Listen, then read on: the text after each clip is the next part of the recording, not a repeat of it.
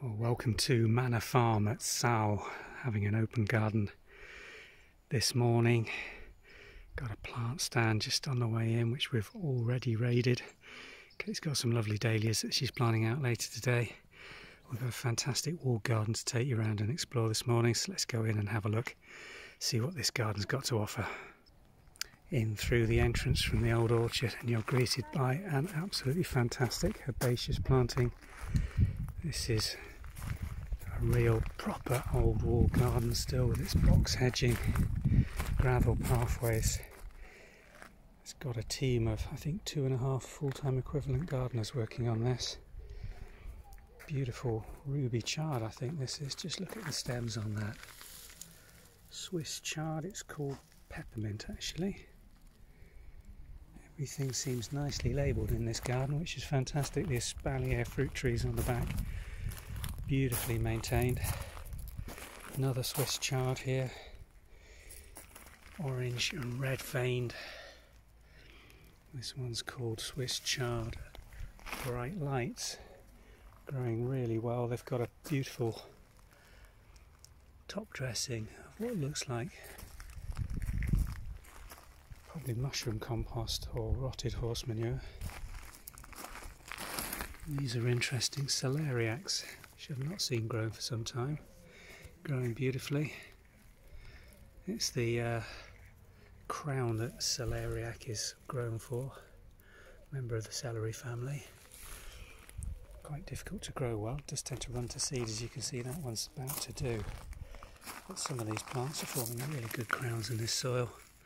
Ideal growing conditions really in a walled garden like this. Probably a south facing wall this. Beautiful cherry behind, just the last of the fruit still showing on that. If I just pan round to show you, we've got absolutely masses of this garden still to go through. Big asparagus beds here in the centre, with some really healthy looking asparagus crowns coming into flower now. Best cabbages I've seen grown in Norfolk for some while. Look at the size of those. Absolutely fantastic heads.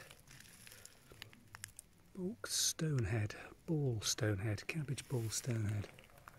Bluey green cabbage. Winter white tundra. All grown under this netting. Keep the pigeons and butterflies off, and it's doing a fantastic job. Red rodeo.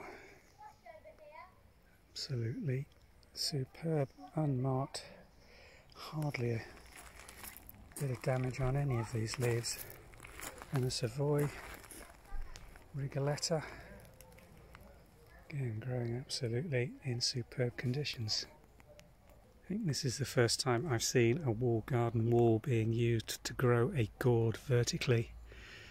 These are being trained up the wires on the south facing wall, growing really spectacularly.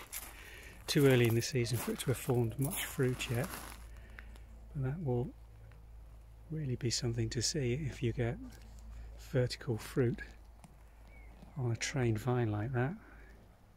Incredible way to grow them. Sweet corn's grown really well here. 1st of August, it's coming into flower at the top. No corn on the side yet, but in a couple of months it should be rewarded. Grown in a classic box shape here, surrounded by these flowers to, I assume, bring some insects in for pest control, greenfly. Also got some white climbing runner beans, or I think it's a climbing French bean actually, looking at that yellow climbing French bean that's been planted around the base of these, and they're using the sweet corn to actually support the French climbing beans, which is a fantastic idea of catch cropping and using the support and framework of the sweet corn to grow your French climbing beans. A big thing about this being a no-dig bed, and they're being rewarded with some fantastic fruit and veg in here. Lettuces cropping in the back, spinach, and this traditional bed with the deep dig. As a comparison, you can see the size of the onions nowhere near as good as with the no dig. really making a point. What a difference it can make. Within this walled garden they've also got some outside tomatoes growing, which are astounding to me because I haven't got ripe fruit in my greenhouse tomatoes yet, but outdoors here in this walled garden they've already got ripening fruit on these varieties. This one's called Shirley and the one to its side Moneymaker, both traditional greenhouse or indoor varieties in the UK, but in this sheltered environment of the walled garden doing fantastically as an outdoor crop just on a very low support system. They're obviously not expecting these to grow much beyond 2 to 3 feet and probably only ripen 2 or 3 trusses of tomatoes, which is another interesting way of growing these. If you are growing them outdoors, the growing season in the UK, even in a walled garden, is much shorter than in a greenhouse or glasshouse.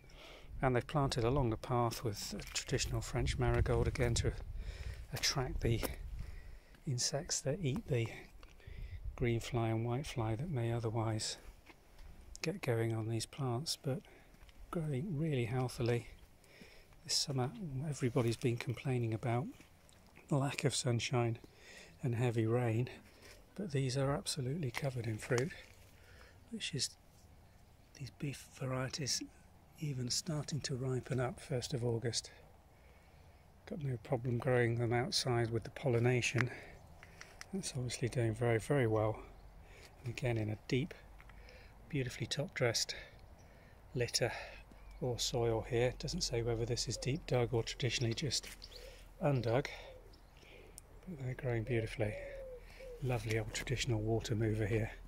Haven't seen one of these actually being used for its own purpose for some time, but just look at this bit of kit.